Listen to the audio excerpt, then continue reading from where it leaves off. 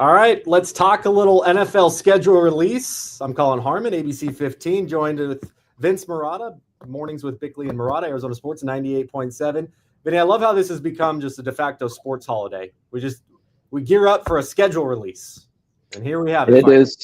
It is a major NFL flex, is it not? Like we know they're taking over the whole calendar, and now they can take over this random day in the middle of May, where we've already known who the opponents are. It's just putting them in order, and every team celebrates it. We were talking about it on our show this morning, Colin. It's like the Super Bowl for social media and content teams around the NFL now to see who can come up with the most creative or the baddest video. But it's become something.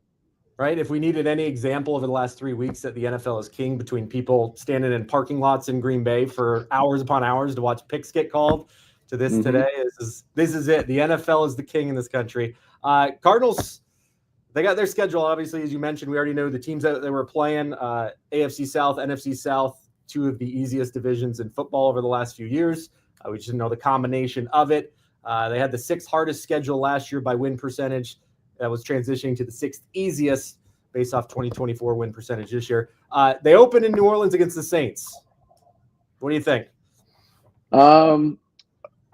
I don't think it's necessarily that bad. I don't think the Saints are going to be very good. They have got major question marks at their quarterback position, but I do look at it this way, Colin.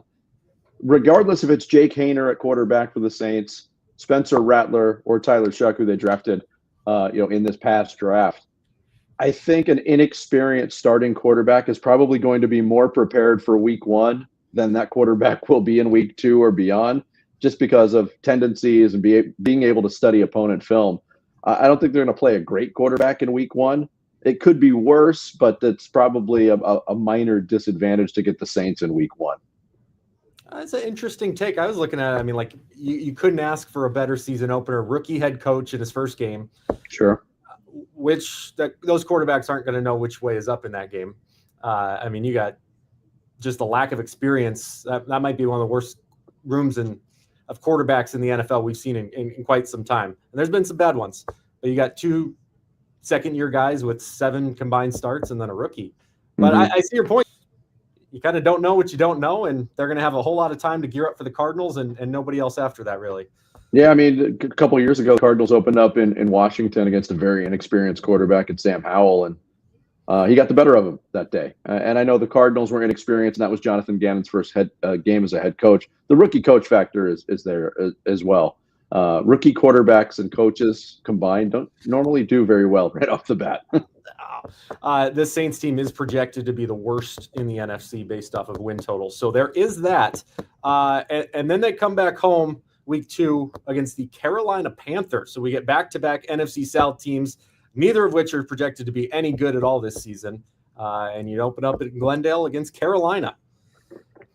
You won't be facing a big, rabid Carolina fan base invading Glendale and State Farm Stadium. We know that for a fact. But for whatever reason, and it's one of the stranger things with recent Cardinals history, is the Carolina Panthers have kind of been their kryptonite.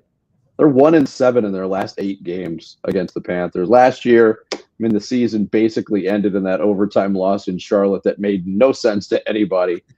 Even when the Cardinals have been really good, Carolina's been a sticking point on their schedule. I think getting them at home, though, will be an advantage.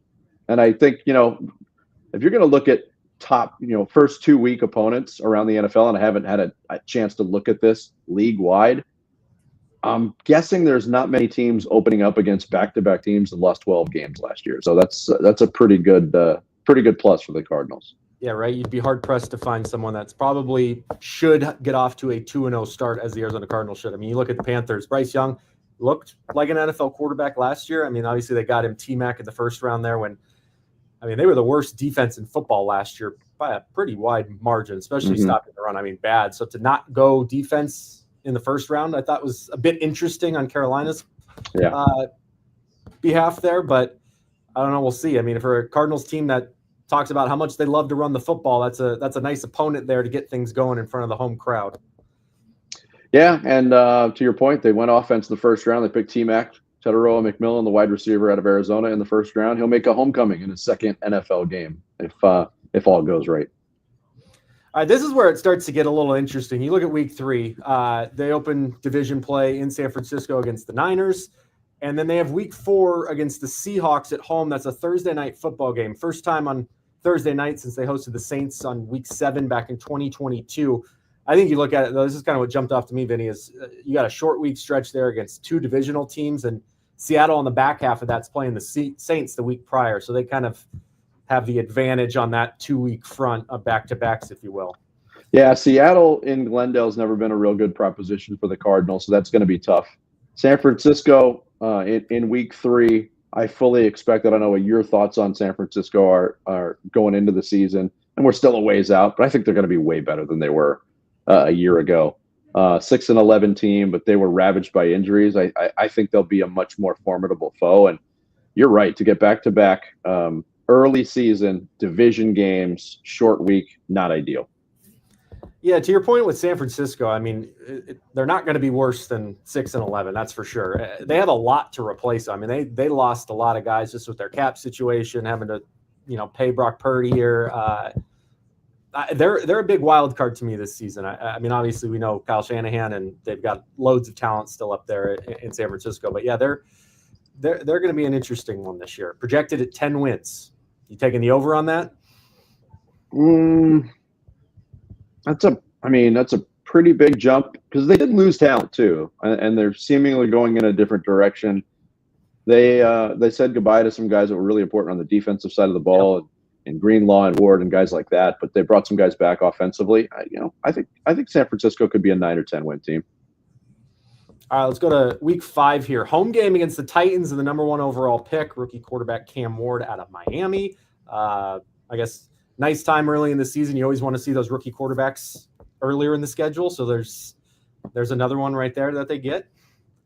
Yeah, we thought the Cardinals were getting a break last year when they got Jaden Daniels and the Commanders coming into town early. And, well, Jaden kind of ruined that plan. And he ruined it for a lot of other teams, I think, throughout the season. Tennessee's not a very good football team.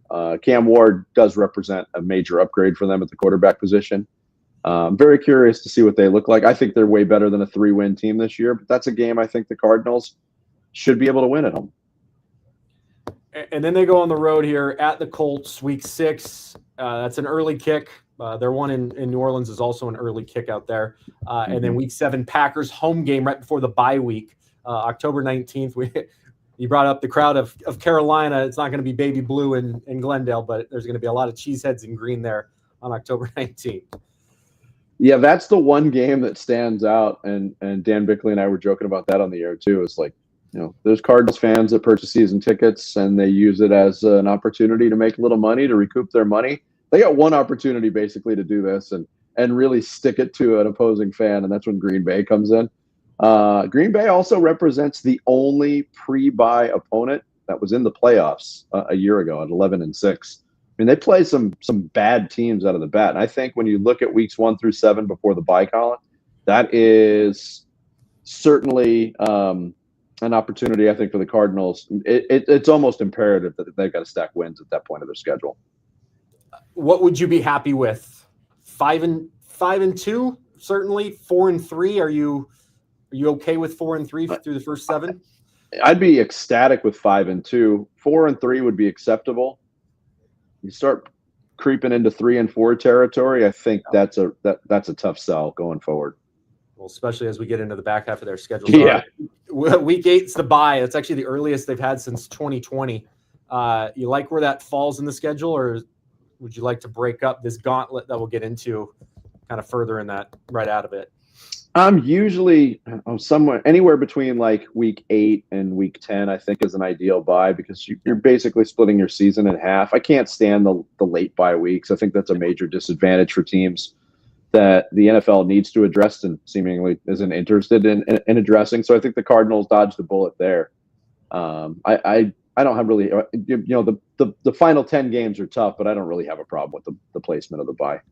All right, out of the bye, it's actually a longer week coming out of it because they got a Monday night game in Dallas against the Cowboys. Obviously, everyone's favorite statistic that Kyler Murray has never lost at AT&T Stadium.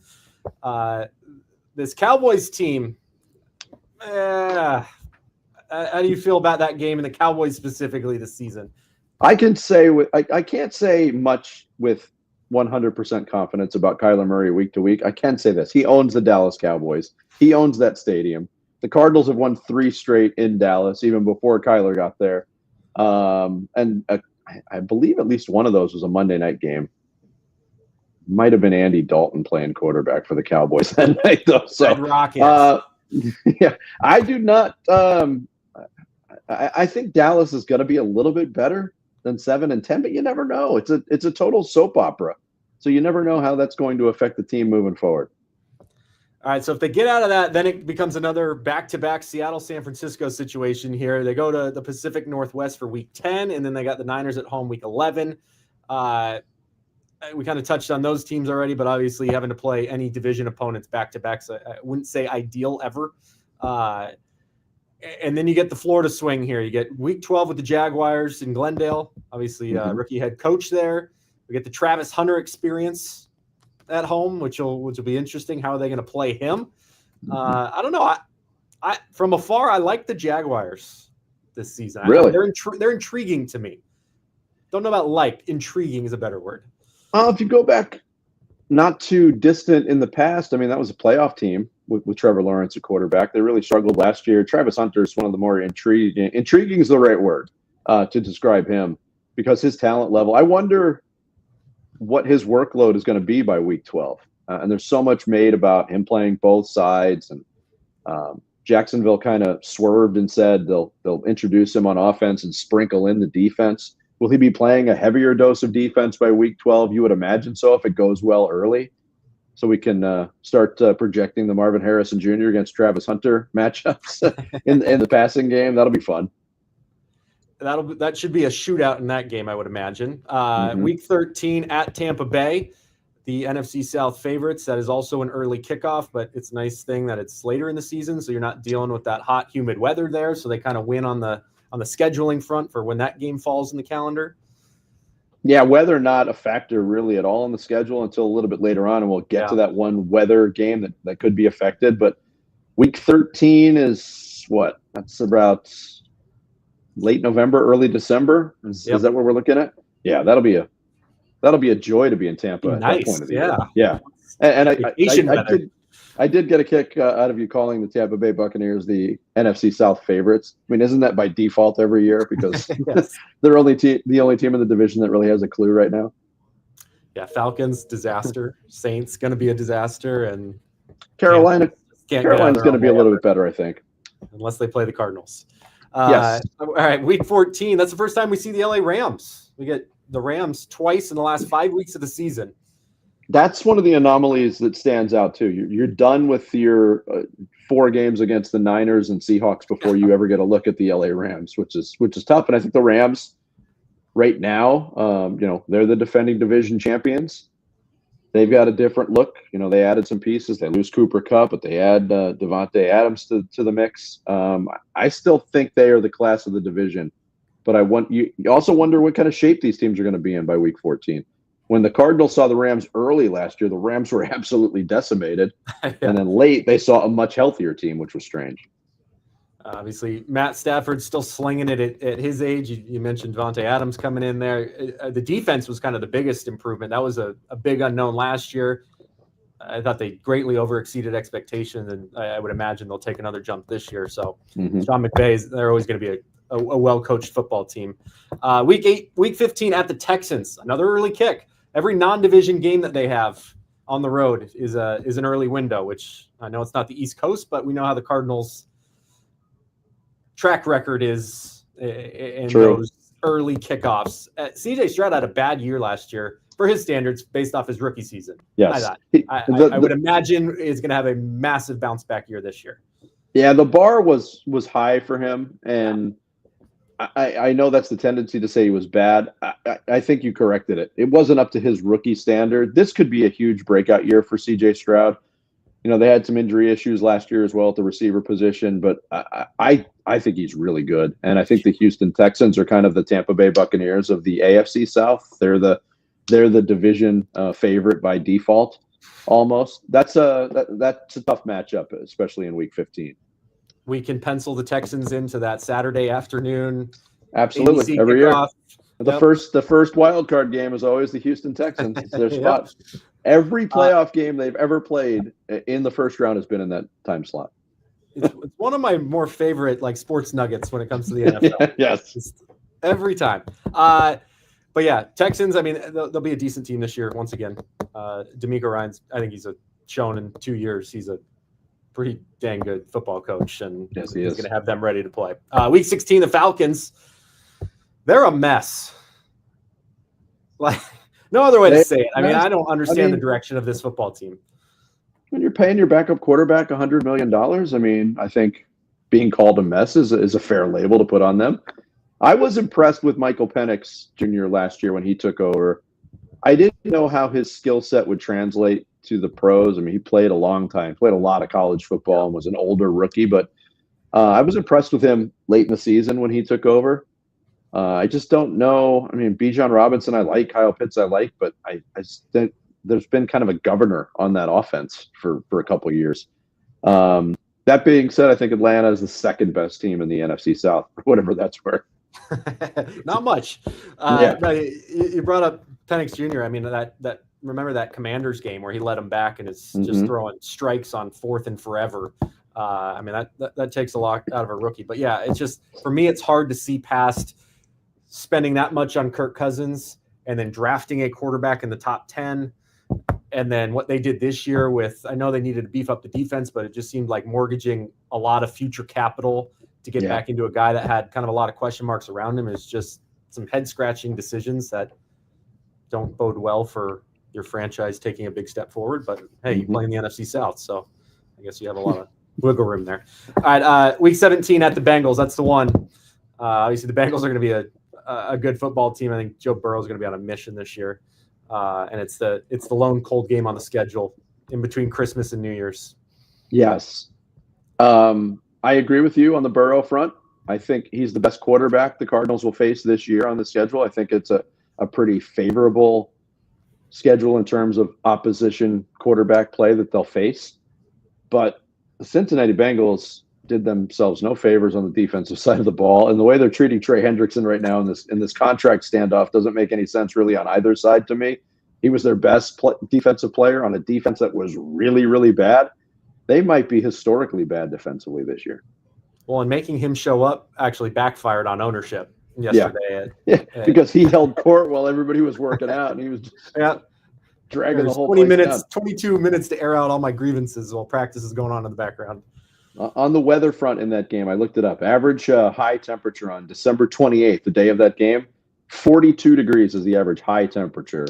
Average low 26. That doesn't factor in precipitation and frozen gross stuff and all that. So that's the one game to keep an eye on. It is kind of crazy, though, when you look at how many games they play and only have 4 games in its entirety outdoors. Yes. Yes. And only one cold one. And the one that was going to be in potentially a warm spot is, as we talked about with Tampa, is going to be nice down there. So that's in terms of a weather schedule, I don't think it gets much better than this. I would agree with you. I think there's a lot of advantages to the schedule, weather being one of them. And then week 18, closing it out at SoFi against the LA Rams, which, I mean, for all intents and purposes, with the division kind of being all up for grabs in the NFC West, every team kind of bunched fairly closely. I think you could make an argument that any team could make a run to win it. I don't think there's any outliers. That's a big one. It is. I don't know your thoughts on this. I'd like to pick your brain on it. Yeah. I am not a fan of division games in week 18. And I know the reason why they exist is because the NFL will look at these potential matchups and say, oh, this could be great. Could be a ratings bonanza. But you also face the other side of it. If you've got one team that's playing for nothing or maybe doesn't want to win because they don't want to affect their draft status for next year, or one team that's already clinched might be resting starters. I just think when you only have 6 division games, they should be lumped in the middle of the season, making them all of equal importance, ideally. I don't hate that take. I mean, yeah, to your point, like the competitive disadvantage of a team mailing it in, hurts somebody else. So I don't hate that. I mean, I remember a week 7. I don't know if they had gone to 17 games yet, but a final regular season week where the Cardinals needed a win in LA against the Rams to make the playoffs. That was the game where Kyler Murray couldn't finish the game or was out, and he came back in, and they were facing John Wolford, was playing quarterback for the Rams, and they still couldn't. Oh yeah, oh yeah. So it was not an ideal setup for the NFL. All right, we look at division win totals. Brought up the Niners. They were about 10.5's the Vegas number. Rams are 9.5. Cards are 8.5. Seahawks are 7.5. Where are you going with the Cards specifically on 8.5? I went through this exercise the other day, just win-loss on based on opponents and location. And it's so much different to do it when you don't have the schedule laid out in front of you. I came up with 8. That seemed low to me. The Cardinals were an 8-win team last year, and I think they've upgraded in a lot of key areas, especially on the defensive side of the ball. So if 8.5's the number, I feel good going over that number. Yeah, I mean, as we talked about earlier, it all depends on that start prior to the bye week. I mean, that'll tell you a lot right there. But yeah, you have to. I mean, we're year 3 of Monty and JG now, which that's typically when you need to start to see some returns from your new regime. I mean, this is going to be year 7 of Kyler now, which, as we all know, is the last year of that contract situation being less than favorable for the Arizona Cardinals. A big year for him there. They are plus 140 to make the playoffs, so Vegas isn't on board with the Cardinals. And then you look at their history, Vinny. I mean, this is a stat that just always boggles my mind when I look at it. They've been in Arizona for 37 years. They have made the playoffs 6 times. I mean, that's just remarkable futility. In a league that is designed for parity. It's insane.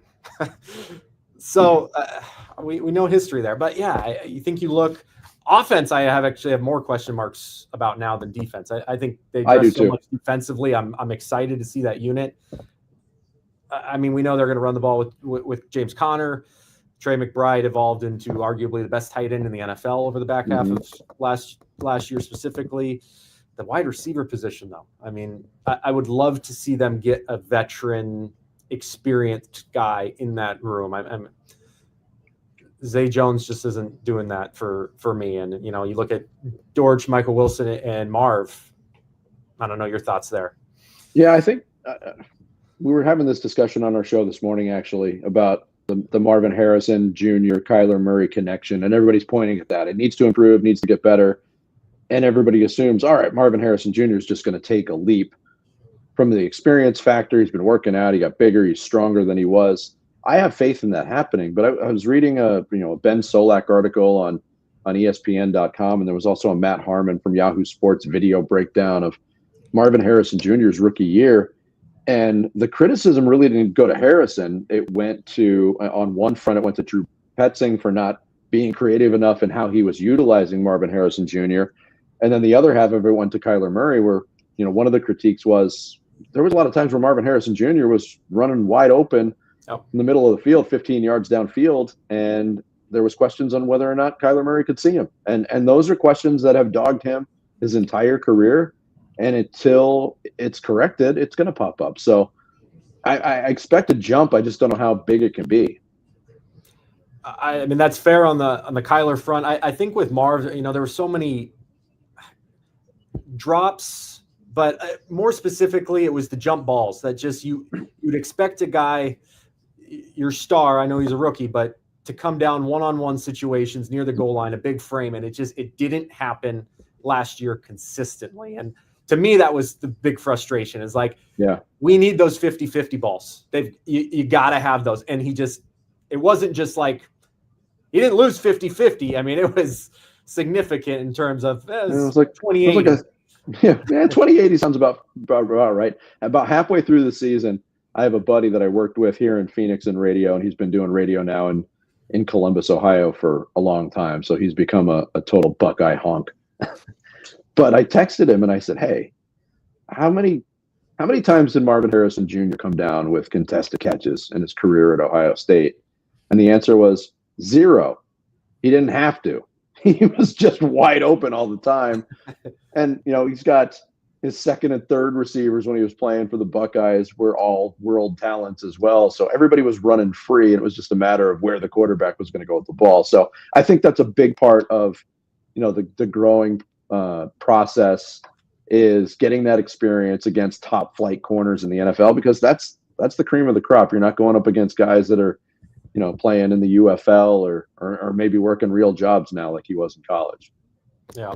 A couple primetime games this year. We had obviously the one last year. Chargers was a Monday night game on ESPN Plus streaming game. But they've got Don't get me started. They got the two primetime ones. Obviously the Seahawks week 4 at home, and then the week 9 Cowboys Monday Night Football game. No Sunday Night Football appearances since 2022.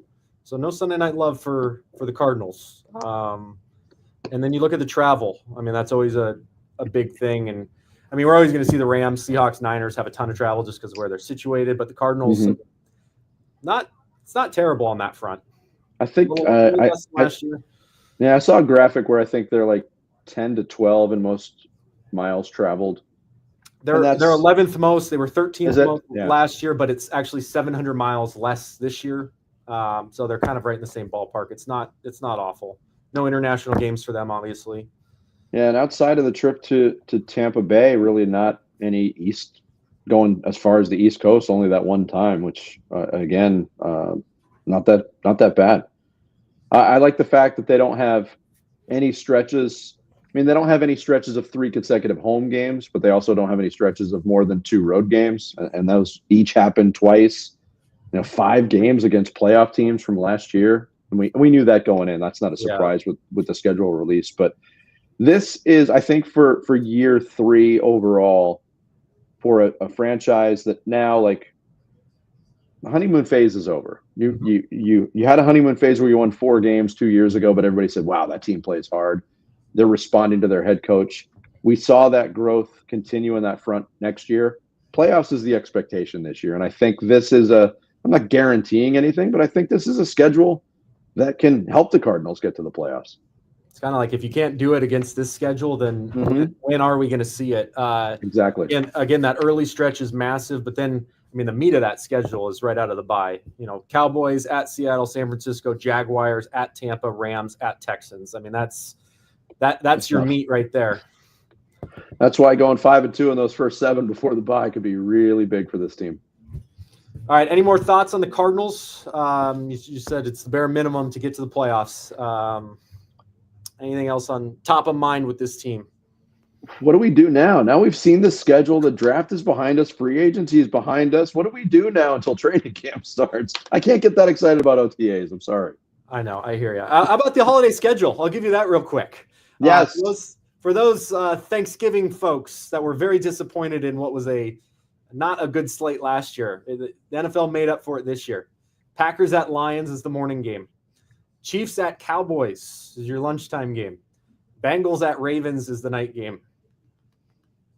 Those are 3 great football games. It's fantastic. I have an unpopular take on this front too. Yes, everybody complains when the matchups aren't great, but it's Thanksgiving. Like, you can. We're supposed do you really want to put your Browns and?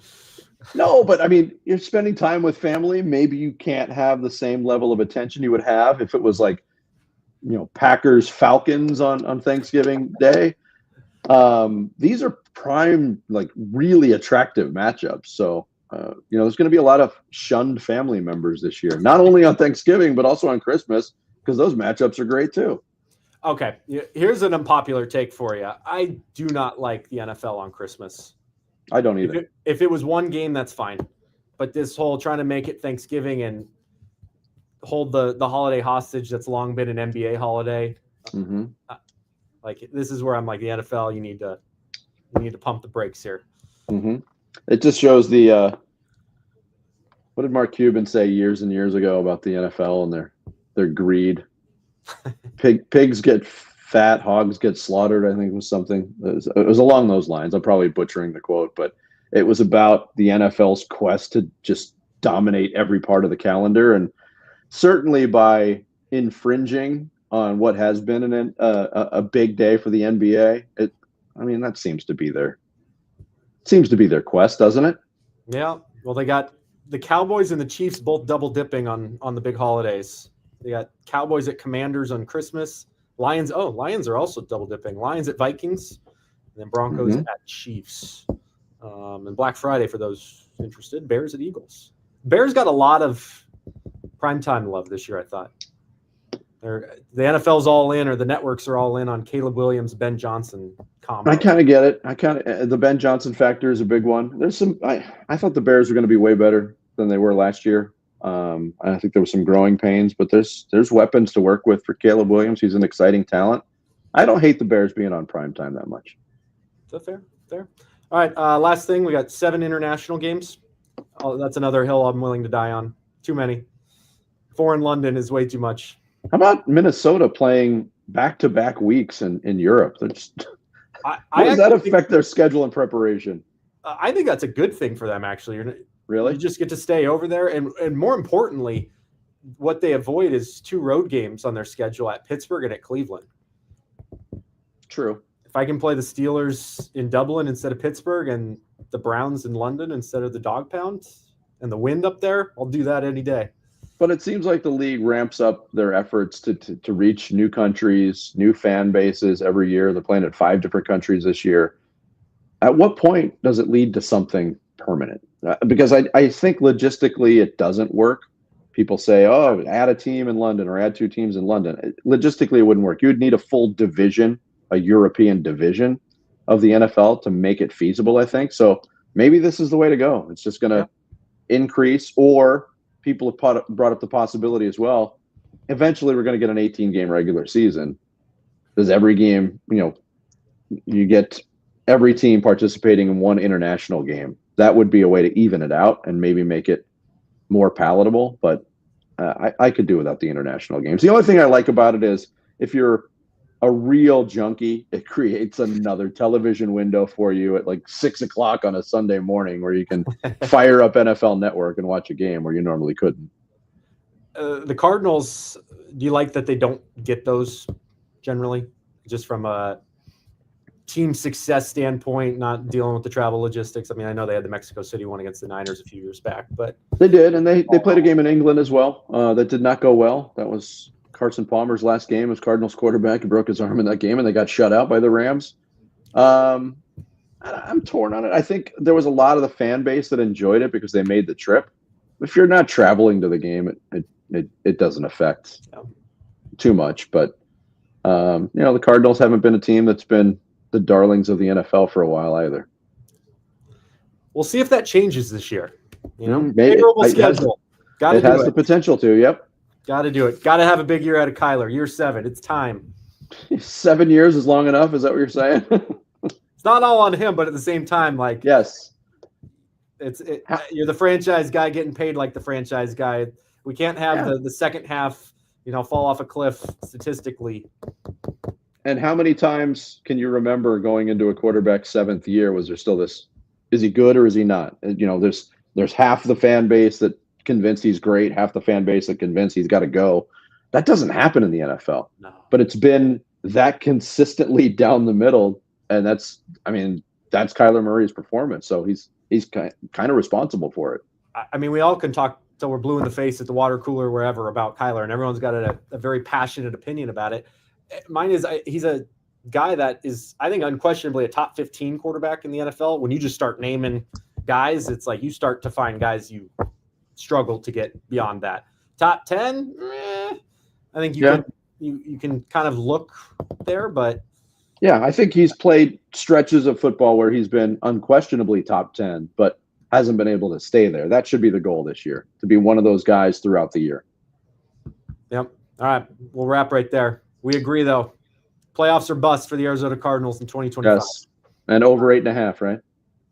Over. Thanks, Vinny. Thanks, guys, for watching. It was fun. Thank you.